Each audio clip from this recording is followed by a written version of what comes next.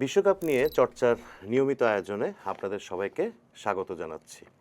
Cape ভার্দের বিপক্ষে এক অভাবনীয় গোলশূন্য ড্রয়ের পরে আজ রাতে আবার মাঠে নামছে বিশ্বকাপের অন্যতম ফেভারিট স্পেন। রাত 10টায় স্পেনের প্রতিপক্ষ সৌদি আরব। স্পেনের ম্যাচ বাদেও আরও 3টি ম্যাচ আছে। রাত 1টায় বেলজিয়াম মুখোমুখি হবে ইরানের, উরুগুয়ে খেলবে কেপ ভার্দের সঙ্গে রাত 4টায়, এবং আগামীকাল সকাল 7টায় মিশর খেলবে নিউজিল্যান্ডের বিপক্ষে। আমাদের সঙ্গে আছেন প্রতিদিনের মতো রাজ শুভ নারায়ণ চৌধুরী। শুভ, আপনাকে স্বাগত জানাচ্ছি। স্পেনের ম্যাচ আজকে। স্পেনের সেরা খেলোয়াড় 18 বছর বয়সী লামিন ইয়ামাল আগের ম্যাচে শেষ দিকে কিছুক্ষণের জন্য মাঠে নেমেছিলেন। যে খবর পাওয়া যাচ্ছে যে ইয়ামালকে আজও হয়তো পুরো ম্যাচ খেলানো হবে না। তা আমি আপনার কাছে প্রথম যে প্রশ্নটা উত্তরটা জানতে চাচ্ছি, সেটা হচ্ছে যে ইয়ামালকে কোন জায়গায় খেলালে আজকে স্পেনের জন্য ভালো, শেষের দিকে না শুরুর দিকে? আচ্ছা, প্রেস কনফারেন্সে কিন্তু ইয়ামাল এবং স্পেন কোচ দুজনে কথা বলেছেন এ নিয়ে, এবং ইন্টারেস্টিংলি সৌদি আরবের কোচ জিওর্জিওস দোনিস তিনিও ইয়ামাল এবং আরেকজন আছেন স্পেনের আরেকজন যে উইঙ্গার নিকো উইলিয়ামস, দুজনকে নিয়ে কথা বলেছেন। আচ্ছা, ইয়ামালের প্রসঙ্গটাতে আগে আসি। ইয়ামাল নিজেই বলেছেন যে তিনি এখন যে অবস্থা আছেন তাতে পুরোপুরি 90 মিনিট খেলার মতো তিনি ফিট নন। দেলা ফুয়েন্তেও বলেছেন যে কতক্ষণ খেলানো হবে সেটা করা হবে, ধারণা করা হচ্ছে যে হয়তো 60 মিনিটস বা এরকম। তো একটা হচ্ছে যে হয়তো ইয়ামালকে শুরু থেকেই খেলাবে, সেক্ষেত্রে হয়তো 50 মিনিট, 55 মিনিট, 60 মিনিট, এটা ডিপেন্ড করবে ম্যাচের সিচুয়েশনের উপর। দেখা গেছে স্পেন যদি ফার্স্ট হাফে 2-3 গোলে এগিয়ে যায়, হয়তো ফার্স্ট হাফে তুলে নিতে পারে বিরতির পরে। আবার যদি স্পেন দেখা গেছে গোল পেল না, সেক্ষেত্রে হয়তো 60 মিনিটস পর্যন্ত একটা রিস্ক নিল, ওইরকম আর কি, যাতে ইয়ামালের আস্তে আস্তে রিদমে আসতে পারে। Same thing with Nico Williams. যে নিকো উইলিয়ামসও কিন্তু আগের ম্যাচে অল্প কিছুক্ষণ খেলেছেন। এই ম্যাচে তিনি কি শুরু থেকে খেলবেন না পরে বদলে নামবেন, এটা নিয়ে ডিবেট আছে। তার ক্ষেত্রে আপনার কি মনে হয়, মানে শুরুর দিকে খেলানোটা বেটার স্পেনের জন্য, না পরে যখন অলরেডি প্রেসারে পড়ে গেছে, যেটা কেপ ভার্দের বিপক্ষে হয়েছে আর কি? আমার কাছে মনে হয় শুরু থেকে খেলানোটাই বেটার। কারণ হচ্ছে আপনার মানে ম্যাচের শুরুটা আপনি আপনার বেস্ট ওয়েপন নিয়ে করবেন। এখন অবভিয়াসলি এখন ধরেন এটা তো ট্রেনিং এ প্র্যাকটিসে বোঝা যাবে যে ইয়ামাল এবং উইলিয়ামস ফিট। তো একটা তো হচ্ছে ফিটনেস, যে ফিটনেস 80% ফিটও ফিট, আবার 100% ফিটও ফিট, 90%। এটা তো ডিপেন্ড করবে কোচদের কি বলবো বিশ্লেষণের উপর বা পরীক্ষা নিরীক্ষার উপর। বাট আমরা একেবারে সেটিরিস প্যারিভাস কন্ডিশনে যদি যে আমরা ধরে নিচ্ছি তারা মোটামুটি ফিট শুরু করার মতো, সেক্ষেত্রে আমি বলবো যে তারা শুরু থেকে খেললেই বেটার। কারণ হচ্ছে তখন আপনার একে হচ্ছে তাদের দুইজনকে রেখে মানে ইয়ামাল এবং নিকো উইলিয়ামস, এদের দুইজনকে দুই পাশে রেখে কিভাবে খেলতে হয় সেটার ব্যাপারে কিন্তু স্পেন অনেকদিন ধরে অভ্যস্ত হয়ে গেছে সেটার সাথে, 2024 ইউরো বলুন বা এরপরের যে সময়টা। সো এরা দুজন শুরু থেকে খেললে স্পেনের জন্য একটা তো হচ্ছে আপনার যে আমরা মাসেল মেমোরি যেটা বলি, যে মাসেল মেমোরি থেকেই খেলাটা চলে আসবে, যে কোন দিকে যাবে, কে কোন দিকে দৌড়াবে, কোন দিকে পাস দিতে হবে, এই মুভমেন্টগুলো হবে। আরেকটা হচ্ছে বেস্ট ওয়েপন নিয়েই আপনি শুরু থেকে নামতে চাইবেন, তাতে আপনি যদি সে ফার্স্ট 15 মিনিটস 20 মিনিটস একটা গোল পেয়ে যান, পুরো ম্যাচটাই আপনার জন্য ইজি হয়ে যায়। কিন্তু যে কেপ ভার্দের বিপক্ষে যেটা হলো, আপনি 70 মিনিট পর্যন্ত গোল পাচ্ছেন না, একে হচ্ছে আপনার মধ্যে প্যানিক ক্রিয়েট হচ্ছে, 70 মিনিট আপনি গোল পাচ্ছেন না, আর বাকি 20 মিনিট গোল পাবেন কি পাবেন না।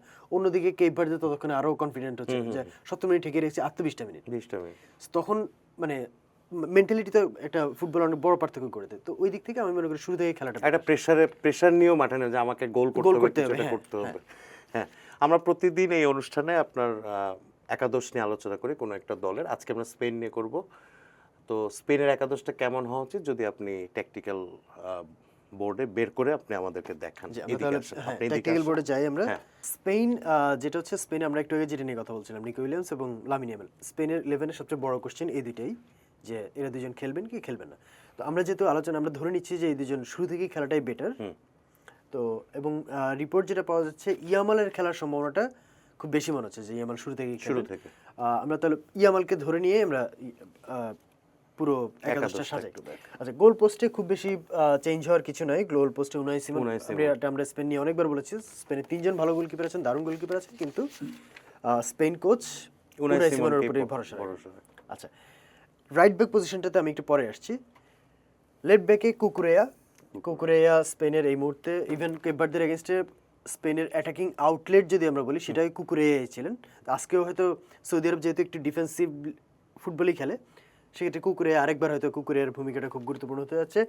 সেন্টার ব্যাকে আইমেরিক লাপোর্তে এবং কুবার্সির পার্টনারশিপে আরেকবার আমরা দেখতে যাচ্ছি। এরপর আসি রাইট ব্যাক। রাইট ব্যাকে আগের ম্যাচে খেলেছিলেন মার্কোস ইয়োরেন্তে, যিনি অ্যাকচুয়ালি একজন মিডফিল্ডার, কিন্তু তিনি রাইট ব্যাকেও খেলেন। তো গত ম্যাচে তাকে রাইট ব্যাকে খেলানো হয়েছে, কিন্তু এই ম্যাচে ধারণা করা হচ্ছে পেদ্রো পোরোর খেলার সম্ভাবনাটা বেশি। এটার একটা বড় রিজন হচ্ছে আমরা যেটা শুরু থেকে বলছি যে লামিন ইয়ামাল খেলতে পারেন ধরে নিয়েই পেদ্রো পোরোর খেলার সম্ভাবনাটা বেশি ধরে নেওয়া হচ্ছে। আচ্ছা, কেন সেটা আমরা পরে যখন 11 সাজানোর পরে টেকনিক্যাল আলোচনায় যখন যাবো তখন বলবো। আচ্ছা, এরপর আসি আমরা ডিফেন্সিভ মিডফিল্ডের রদ্রির তো আসলে কোনো অল্টারনেটিভই স্পেন দলে নাই। মিডফিল্ডের আরও দুইজন মিডফিল্ড, তো স্পেনের মিডফিল্ড অ্যাকচুয়ালি সেট, যে মিডফিল্ডার সেটা অ্যাকচুয়ালি সেট। এখানে ফাবিয়ান রুইস আপনি দেখবেন, আর তার সঙ্গে পেদ্রি এখানে একটু অ্যাডভান্স পজিশনে। এর সঙ্গে ফরওয়ার্ড লাইনে ওয়ারসাবাল থাকছেন, এটা নিয়েও কোনো সন্দেহ নাই। উনি অ্যাকচুয়ালি ফলস নাইন, যেটা হচ্ছে যে স্পেনের দুই উইঙ্গারকে ইউজ করার ক্ষেত্রে ওয়ারসাবাল একটা বড় লিঞ্চ পিন বলুন বা ওয়েপন বলুন, যেটাই বলুন, ওয়ারসাবাল একটা বড় ওয়েপন। এরপর লেফট উইং পজিশনতে নিক উইলিয়ামস খেলবেন কিনা সেটা নিয়ে একটু কনফিউশন আছে। আমরা নিক উইলিয়ামসকেও ধরতে পারি, আমরা নিক উইলিয়ামসকেই ধরছি আপাতত। কিন্তু নিক উইলিয়ামস যদি না খেলেন সেক্ষেত্রে আপনার হয়তো আগের ম্যাচে গাভি খেলেছিলেন লেফট উইংয়ে, যদিও তিনি ঠিক লেফট উইঙ্গে না, অ্যাকচুয়ালি তিনি সেন্ট্রাল মিডফিল্ডার। তো তিনি যেটা হচ্ছে গাভি বারবার ভেতরের দিকে ঢুকেছেন, সেই কারণে কুকুরের কি বলবো অবদানটা আরও বেশি চোখে পড়েছে। কারণ তখন তো নিক উইলিয়ামস থাকলে যে উইথটা থাকে, গাভি থাকলে তো সেটা থাকে না। সেক্ষেত্রে উইথ প্রোভাইড করার জন্য কুকুরে একে বারবার উঠে যেতে হয়, আরও বেশি উঠতে হয়। তো আজকে যদি নিক উইলিয়ামস থাকেন সেক্ষেত্রে স্পেনে এমনিতে একটা উইথ থাকে, আর যদি নিক উইলিয়ামস খেলতে না পারেন সেক্ষেত্রে গাভির পারফরমেন্স যেরকম ছিল সেক্ষেত্রে হয়তো ফেরান তোরেসকেও একটা অল্টারনেটিভ হতে পারে, যে ফেরান তোরেস দেখা যেতে পারে। আচ্ছা, একটা জিনিস আমি আপনাকে একটু জিজ্ঞেস করতে চাই, সেটা পেদ্রির ব্যাপারটা। পেদ্রিকে এখানে দেখা যাচ্ছে একটু উপরের দিকে খেলানো হচ্ছে, অ্যাডভান্স পজিশনে। পেদ্রি সাধারণত আপনার একটু এরকম জায়গায় খেলেন আর কি, বার্সেলোনার। এটার ব্যাখ্যাটা বা এটার কি, কেন এটা কি তারকে এখানে খেলানো বেটার না একটু নিচের দিকে, যেটা পেদ্রির কাছ থেকে বেটার মানে আউটপুট অভ্যাসের পারফরমেন্সটা পাওয়া? আচ্ছা আচ্ছা, এখানে যেটা হচ্ছে আপনি এইটা স্পেন কোচ লুইস দে লা ফুয়েন্তের একবারে মানে এটা একটু বলতে পারেন, ইনি সবসময় পেদ্রিকে অ্যাডভান্স পজিশনে ইউজ করেন। অ্যান্ড পেদ্রি আবার বার্সেলোনায় স্পেশালি বার্সেলোনা যখন শাভি হার্নান্দেজ কোচ ছিলেন, তিনিও কিন্তু পেদ্রিকে অ্যাডভান্স পজিশনে ইউজ করেছিলেন। কিন্তু হান্সি ফ্লিক আসার পর তিনি পেদ্রিকে মূলত এই জায়গাটাতে, হ্যাঁ, এই জায়গাটাতে ইউজ করেছেন, যাতে পেদ্রি আরও ডিপ থেকে খেলাটা গড়ে দিতে পারেন, ডিপ লাইং প্লেমেকার হিসেবে খেলিয়েছেন। পেদ্রি নিজেও কয়েকবার বলেছেন যে তিনি হচ্ছেন এই পজিশনটা প্রেফার করেন। হ্যাঁ, কারণ তাতে কি হয়, তিনি পেদ্রিও কিন্তু ম্যাচ ডিকটেট করার, ম্যাচে আমরা যেটা বলি টেম্পো, মানে দল কখন গতি বাড়াবে খেলায়, কখন গতি কমাবে, ওই টেম্পোটা ডিকটেট করার যেটা অ্যাবিলিটি, সেটা পেদ্রির আছে।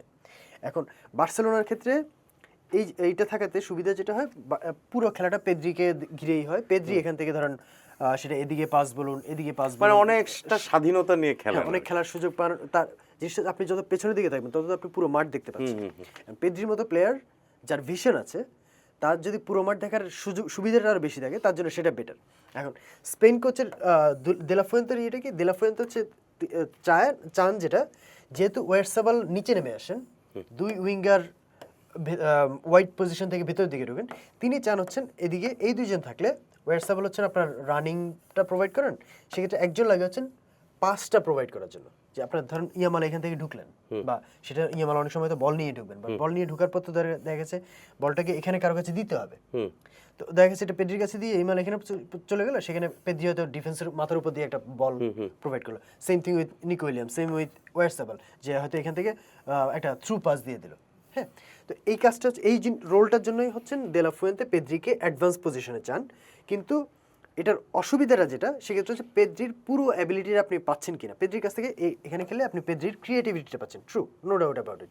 পেদ্রির অ্যাসিস্টের প্রবাবিলিটি বাড়ছে, যেটা আমরা অলরেডি দেখেছি যে কেপ ভার্দের এগেনস্টে পেদ্রির, আমরা যেটা এখন তো ফুটবলের টার্ম হয়েছে XA, যেটাকে বলা প্রত্যাশিত অ্যাসিস্ট, এক্সপেক্টেড অ্যাসিস্ট, XA ছিল 1.23। মানে এরকম ম্যাচ যদি 100 বার হয়, পেদ্রি প্রত্যেক ম্যাচে গড়ে 1.23 গোলে অ্যাসিস্ট করবেন, এরকম একটা ব্যাপার। কিন্তু অসুবিধাটা যেটা হচ্ছে, এইরকম পজিশনে খেললে আপনি কেপ ভার্দের এগেনস্টে পেদ্রি 11.87 কিলোমিটার দৌড়েছেন। এখন এইরকম একটা প্লেয়ার পেদ্রি কিন্তু ফিজিক্যালি যে খুব রোবাস্ট বা খুব মানে কি বলবো হাট্টাগোট্টা ধরনের, তা তো না, একটু ডিমিনিউটিভ, একটু short player, centre of gravity বেশি।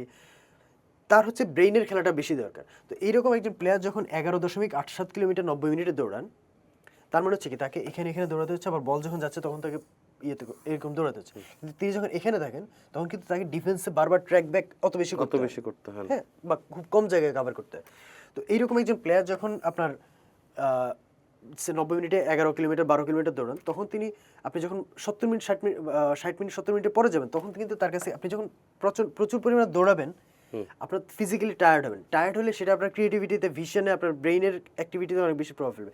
সো এরকম প্লেয়ারকে যখন আপনি 70 মিনিট 80 মিনিট বা এরকম দৌড়াতে থাকবেন, 60-70 মিনিটের পর তার কাছ থেকে আপনার পারফরমেন্স খুব আস্তে আস্তে কমতে থাকবে। আপনি তার কাছ থেকে যেটা কেপ ভার্দের এগেইনস্টে হলো, আপনি 70 মিনিটের পর ইয়ামালকে নামালেন, পরে নিকো উইলিয়ামসকে নামালেন, তখন তো আপনার ক্রিয়েটিভ পাসটা দেওয়ার মতো মানে পেদ্রির ব্রেইনে তো ওইরকম অ্যাক্টিভ থাকতে হবে। তো এই যখন 70 মিনিটের মধ্যে দেখা গেছে 10 কিলোমিটার 9 কিলোমিটার দৌড়ে ফেলেছে, তার তো আর শরীরে ওই জিনিসটা নেওয়ার মতো অবস্থায় নেই।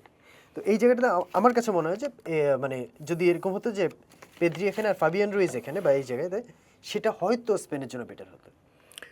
আচ্ছা, স্পেনের প্রতিপক্ষ সৌদি আরব। সৌদি আরব এখন আর ওই যে মানে আপনি কেকওয়াক না আর কি। হ্যাঁ, গত বিশ্বকাপে বোঝা গেছে যে ওই যে আর্জেন্টিনা 2002 8 গোল খাওয়া ইয়ের কাছে। জার্মানির সাথে। হ্যাঁ, সৌদি আরব এশিয়ার অন্যতম সেরা দল। তো উরুগুয়ের বিপক্ষে আমরা দেখেছি যে তারা এগিয়ে গিয়েছিল এবং লড়াইটা দারুণ করেছিল, বরং সৌদি আরবই আক্ষেপ করেছে যে ম্যাচটা জিততে পারেনি। তো আজ মানে কেপ ভার্দের যে পারফরমেন্স, আপনি কিছুক্ষণ আগে বললেন যে কেপ ভার্দের ডিফেন্সিভে খেলেছে, সৌদি আরবে অনেকটা ওই টাইপের দল। তো কেপ ভার্দের পারফরমেন্স থেকে কি অনুপ্রেরণা নিতে পারে সৌদি আরব আজকে স্পেনের বিপক্ষে ম্যাচে? আচ্ছা, যেটা হচ্ছে আপনি কেপ ভার্দের একটা ইন্টারেস্টিং জিনিস খুব চোখে লেগেছে এবং দারুণ লেগেছে সেটা, মানে নর্মালি কি হয় যে দলগুলো খুব ডিফেন্সিভলি খেলে তখন কি হয় যে যেমন স্পেন সেদিন যেটা করেছে, কেপ ভার্দে ধরুন এরকম ডিফেন্সিভ একবারে পুরো নিজেদের বক্সের আশেপাশেই ছিল, স্পেন তখন বারবার বলটাকে পেছনের দিকে পাস করে এদের কাছে পাস করেছিল, মিডফিল্ডে নিজেরা পাস খেলছিল। কেন? এটা বেইটের মতো, যাতে ওরা উঠে আসে। কেপ ভার্দে একবারও উঠেনি, কেপ ভার্দে উঠেই তোমরা যতক্ষণ পর্যন্ত এদিকে না আসবে আমরা উঠছি না। হ্যাঁ, তো তাতে দেখা গেছে হ্যাঁ স্পেন পাস খেলেছে, তাতে আরো বিরক্ত হয়েছে। হ্যাঁ, সৌদি আরব সেটা করবে বলে আমার মনে হয় না। সৌদি আরব অবভিয়াসলি কেপ ভার্দের চেয়ে আরেকটু কোয়ালিটিতে বেটার দল, তাদের হাতে কিছু সালেম আল দাওসারি বা এরকম কিছু প্লেয়ার আছে, আল খাইবেরির মতো প্লেয়ার আছে।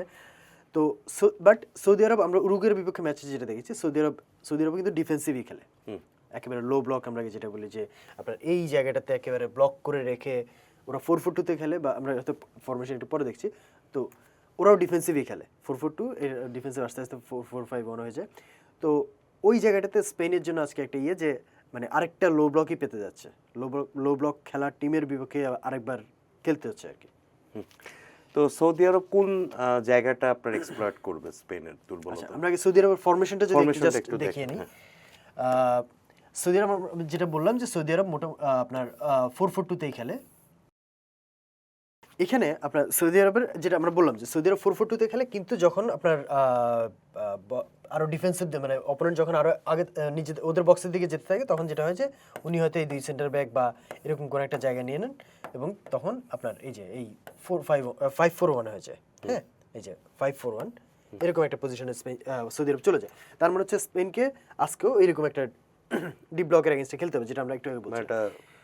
এখন সৌদি আরবের যেই জায়গাটাতে সৌদি আরব হয়তো ভয়ঙ্কর হয়ে উঠতে পারে, যেটা আপনি করছেন, সেটা হচ্ছে আপনার প্রথম কথা, যেটা আমরা অলরেডি এই প্লেয়ারটার নাম জানি, সালেম আল দাওসারি, আর্জেন্টিনার এগেইনস্টে সেই ম্যাচের পর থেকে তাকে নিয়ে তো আর্জেন্টিনা অন্তত আর্জেন্টিনা বলেনি। হ্যাঁ, তো সৌদি আরবের যেটা সুবিধা সেটা হচ্ছে যে আপনার এইখানে মিডফিল্ডে যে আল খাইবারি আর এটাকে যে সালেম আল দাওসারি, আপনি যখন সৌদি আরব যদি ধরেন এখানে স্পেনের কাছ থেকে কোনো জায়গায় বল পেয়ে গেল, দেখবেন যে হয়তো ততক্ষণে সালেম আল দাওসারি এদিক দিয়ে দৌড় শুরু করেছে, আল খাইবারি হয়তো এখান থেকে একটা লম্বা পাস দিয়ে দিচ্ছে। কেন? তাতে ইয়েটা কোন জায়গায়, যখন স্পেন অ্যাটাকে যাবে তখন তো অবভিয়াসলি এরা সবাই অনেক উপরের দিকে থাকবে, কুকুরিয়া ধরেন এখানে থাকবে এরকম। হ্যাঁ, ইয়ামাল হয়তো উঠে যাবে, পেদ্রো পোরো এখানে, তো হাইলাইনে চলে যাবে। এখন আপনি যখন এখানে কোনো জায়গায় বল পাবেন এবং আপনি তখন যদি আপনি সালেম আল দাওসারিকে এই জায়গাটাতে বলটা দিয়ে দিতে পারেন, তখন যেটা হবে যে পেদ্রো পোরো তার এটাকে আমরা যেটা বলছিলাম যে ইয়ামাল খেলার কারণে পেদ্রো পোরোকে খেলানো হবে, যাতে ওই জায়গাটা, তো পেদ্রো পোরো ডেফিনেটলি অনেক বেশি উঠবেন। উঠলে তখন হচ্ছে এই জায়গাগুলোতে অনেক বেশি স্পেস ক্রিয়েট হবে, যেটা আমরা যে কোনো অফেন্সিভ টিমের ক্ষেত্রে ডিফেন্সিভ টিমের একটা স্ট্র্যাটেজি হয় যে কাউন্টার এটাকে ফাঁকা জায়গাটা সুবিধা না। তো এই জায়গাটা এটা একটা বড় অস্ত্র হতে পারে আল খাইবারি আর আল দাওসারি। হ্যাঁ, আরেকটা হচ্ছে আপনার আরেকটা জিনিস খেয়াল রাখতে হবে, সেটা হচ্ছে এই যে ওদের যে সেন্টার ব্যাক আল আমরি 4 নম্বর জার্সি, উরুগুয়ের বিপক্ষে গোলটা তিনি করেছিলেন। এবং সৌদি আরবের একটা বড় অস্ত্র হচ্ছে সেট পিস, কর্নার বা বলুন বা ফ্রি কিক, এরকম যে সেট পিসগুলো। তো সেট পিসের ক্ষেত্রে যে 4 নম্বর জার্সি আল আমরি, তিনি সৌদি আরবের একটা বড় ওয়েপন, যেটা আমরা উরুগুয়ের বিপক্ষে দিই। উরুগুয়ে কিন্তু ফিজিক্যালি বেশ ডমিনেন্ট। উরুগুয়ে কিন্তু লাতিন আমেরিকার যে আর্জেন্টিনা ব্রাজিলের কিছু কোয়ালিটি আছে, but at the same time তারা ফিজিক্যালি বেটার। তো ওই রকম একটা টিমের এগেনস্টেও তিনি কর্নারে কিন্তু বারবার ভুগিয়েছেন। বারবার দেখা গেছে বল তার কাছে, সৌদি আরব কর্নারটাকে স্ট্র্যাটেজিটা এমনভাবে সাজায় যে বলটা আলামরির কাছে যেন যায়, এবং আলামরি শেষ পর্যন্ত আপনার 2-3 বার কর্নারে হেড দিয়েছেন, শট নিয়েছেন, শেষ পর্যন্ত গোলটা তিনিই করেছেন এবং সেটা কর্নার থেকে। তো এইটা একটা স্পেনের জন্য বড় মাথা ব্যথা হতে পারে, স্পেনের সৌদি আরবের কর্নার এবং ফ্রি কিকগুলো। এই তো কাউন্টার অ্যাটাক এবং সেট পিস, এই দুটো হতে যাচ্ছে আর কি সৌদি আরবের অস্ত্র। তা আমরা একটু আলোচনাটা শুনলাম পুরো এই ম্যাচ নিয়ে। আশা করি দর্শকরা মানে অনেক কিছু জেনেছেন আজকে। তা আমরা একটু অন্য ম্যাচগুলো নিয়ে একটু কথা বলি। Belgium Iran match. বেলজিয়ামের performance not up to the mark against মিশর, ইজিপ্ট। তো ইরানও যথেষ্ট লড়াকু দল, নিউজিল্যান্ডের সঙ্গে ম্যাচটা দারুণ হয়েছে। তো বেলজিয়াম নিয়ে কিছু যদি বলেন সংক্ষেপে, বেলজিয়াম ইরান ম্যাচটা নিয়ে। বেলজিয়ামের যেটা হচ্ছে যে পার্টিকুলারলি বেলজিয়ামের পারফরমেন্স। আচ্ছা, বেলজিয়ামের পারফরমেন্স মিশরের এগেইনস্টে, যেটা আপনি বলেন not up to the mark, আপনার টু বি অনেস্ট আপনি মনে হয় এর আগেও কয়েকবার বলেছেন মিশর ওই দিন যেভাবে খেলেছে, মানে ইট ওয়াজ কোয়াইট আনএক্সপেক্টেড যে মিশর এরকম খেলবে, এরকম প্রেসিং, এরকম প্রচন্ড গতিময়। ইভেন ফার্স্ট হাফে তো অ্যাকচুয়ালি বেলজিয়ামকে বলতে গেলে পাত্তাই দেয়নি, এরকম একটা ব্যাপার ছিল।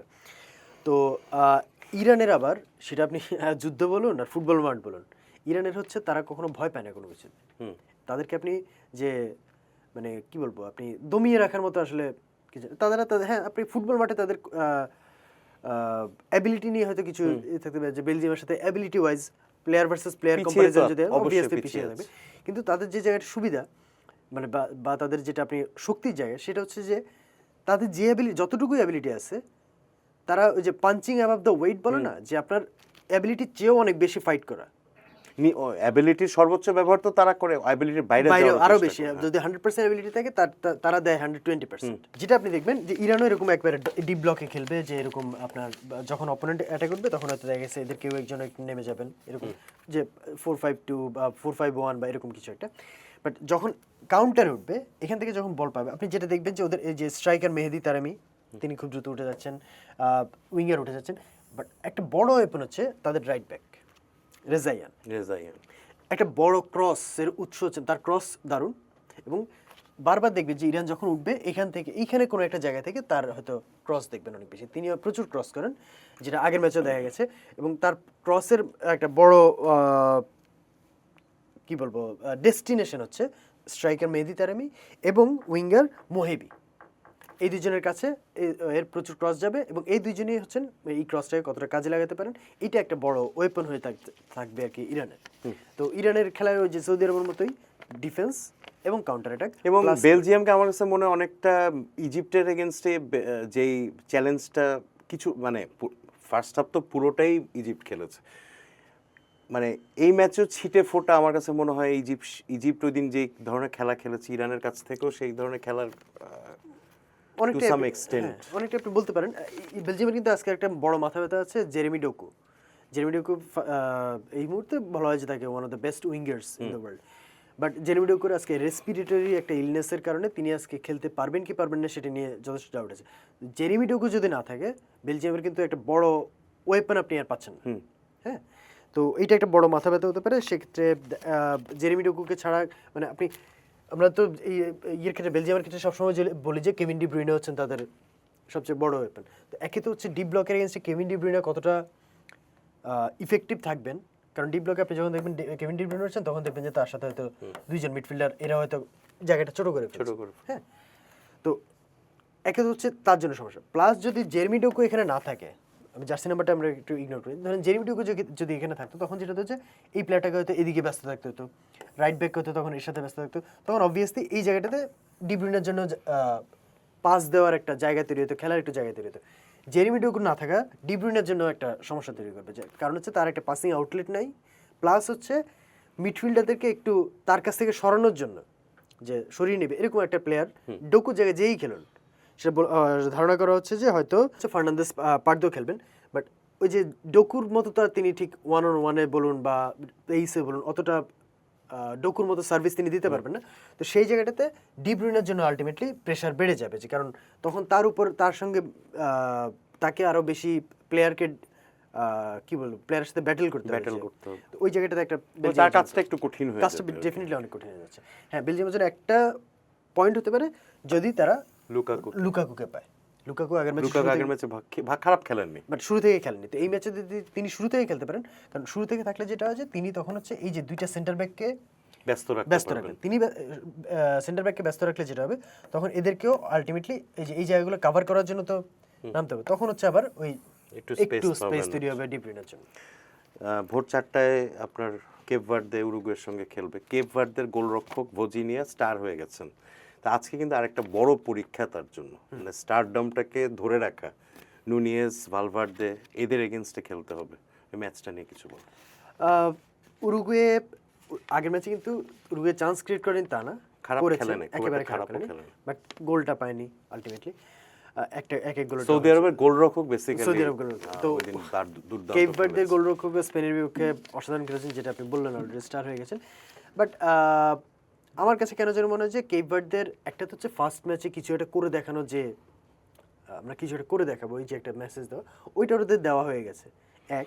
সো আজকের ম্যাচে আর সেকেন্ড ম্যাচে সে ফার্স্ট ম্যাচের মতো নিশ্চয়ই আর মেন্টালিটি তো ইয়েটা থাকবে, চার্জটা পুরো কতটা থাকবে সেটা নিয়ে একটা কোশ্চেন আছে। সেকেন্ড হচ্ছে স্পেন যেরকম আপনার ছোট ছোট পাসে আস্তে আস্তে উঠে, ওইটা হচ্ছে ডি ব্লক টিমের জন্য একটু সহজ।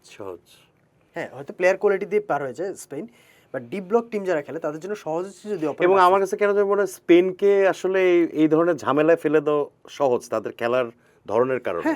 ছোট ছোট পাস, স্পেন ছোট ছোট স্পেসে খেলা। হ্যাঁ, আপনার নিকো উইলিয়ামস এবং লামিন ইয়ামাল আসার আগে স্পেন তো অনেক বেশি আটকে যেত এই জায়গাটাতে, কারণ গত দুইটা বিশ্বকাপে দেখা গেছে যেটা দেখা গেছে যে ওদের প্রচুর পাস খেলছে, কিন্তু আলটিমেটলি ফাইনাল থার্ডে গিয়ে অ্যাটাকিং থার্ডে গিয়ে আর কিছু করার মতো প্লেয়ার পাচ্ছে না, যেটা উইলিয়ামস আর ইয়ামাল আসার পর কেটে গেছে সমস্যাটা। আগের ম্যাচে ইয়ামাল উইলিয়ামস না থাকার কারণে আবার সেই একই প্রবলেম হয়েছে। উরুগুয়ের এই দিক থেকে সুবিধা হচ্ছে উরুগুয়ে ফিজিক্যালি কিছুটা আরেকটু কি বলবো একটু ডমিনেন্ট, উরুগুয়ে পেস আছে প্রচুর, তো ওই দিকটাতে হয়তো আর উরুগুয়ে যে টিকি টাকাতে খেলে না, উরুগুয়ে হচ্ছে ডিরেক্ট চলে যাবে খুব দ্রুত, এবং মার্সেলো বিয়েলসার টিম সবসময় ভার্টিক্যাল ফুটবল খেলে, মানে খুব দ্রুত অল্প পাসে উঠে যাওয়া যে ওই জায়গাটাতে হয়তো আজকে একটা উরুগুয়ের জন্য হয়তো অতটা স্পেনের মতো কঠিন হবে না ম্যাচটা। লাস্ট ম্যাচ এটা অবশ্য আগামীকাল সকালে নিউজিল্যান্ড এবং মিশর ভালো খেলেছে এর আগের ম্যাচে। নিউজিল্যান্ডও ইরানের বিপক্ষে যথেষ্ট ভালো ফুটবল, ম্যাচটা খুব মানে ভালো হওয়ার একটা আকর্ষণীয় ম্যাচ হওয়ার সমানে একটা সম্ভাবনা আছে ম্যাচটাতে। আপনি যদি আগের মানে নিউজিল্যান্ডের আগের ম্যাচটা দেখেন, নিউজিল্যান্ড খেলেছে ইরাকের সাথে, ওই দুইটা দল আবার একই বলতে গেলে একই ধরনের দল, তারা দুই দলই তাদের শক্তি অনুযায়ী খেলে। সালা থাকার কারণে হচ্ছে আমি মিশরকে একটু এগিয়ে রাখবো, কারণ স্টার পাওয়ার থাকলে না আমরা ডিফেন্সিভ যারা খেলে তাদের বিপক্ষে স্টার পাওয়ার একটু কাজে আসে, যেটা আমরা যে ডেকুর ক্ষেত্রে বললাম অলরেডি। তো ওই জন্য আমি হয়তো মিশরকে একটু এগিয়ে রাখবো নিউজিল্যান্ডের চেয়ে। ধন্যবাদ শুভ, একটা চমৎকার আলোচনা আবার শুনলাম আমরা। দর্শক মণ্ডলী, এই প্রতিটি ম্যাচের আগেই আমরা হাজির হব এই ধরনের ট্যাকটিক্যাল বিশ্লেষণ নিয়ে। আপনারা চর্চার সঙ্গে থাকবেন, আমাদের সঙ্গে থাকবেন।